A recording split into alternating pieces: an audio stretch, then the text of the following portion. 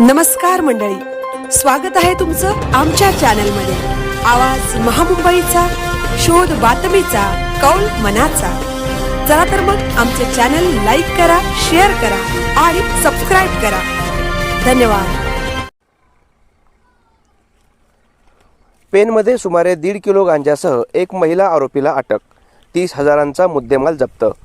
अंमली पदार्थ विक्रीत व सेवनात पेनमध्ये पुरुषांबरोबरच महिला मुली सक्रिय असल्याची चर्चा।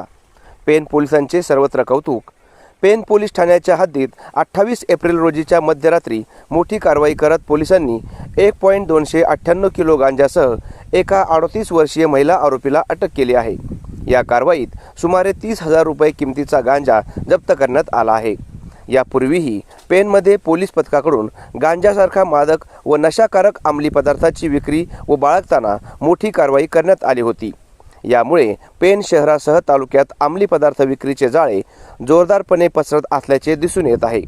तर यामध्ये पुरुषांबरोबरच आता मोठ्या प्रमाणात महिला व नवतरुण मुली विक्री व अंमली पदार्थांच्या सेवनाकडे ओढल्या जात असल्याची चर्चा पेनमध्ये सुरू झाली आहे।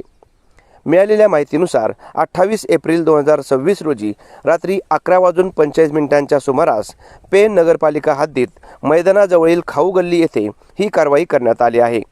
गुप्त माहितीच्या आधारे पेन पोलिसांच्या पथकाने सापळा रचून महिला आरोपीला ताब्यात घेतले। त्यांच्या ताब्यातून 1.298 किलो वजनाचा गांजा मिळून आला आहे, ज्याची किंमत अंदाजे 30,000 रुपये असल्याचे समजून येत आहे। या प्रकरणी पेन पोलीस ठाण्यात 29 एप्रिल रोजी पहाटे 4 वाजता गुन्ह्याची नोंद करण्यात आली आहे।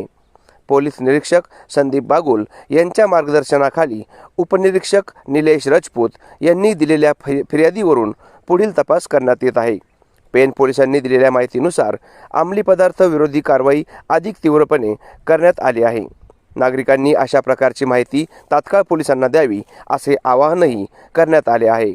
आवाज महामुंबईचा चॅनलसाठी विनायक पाटील, पेन।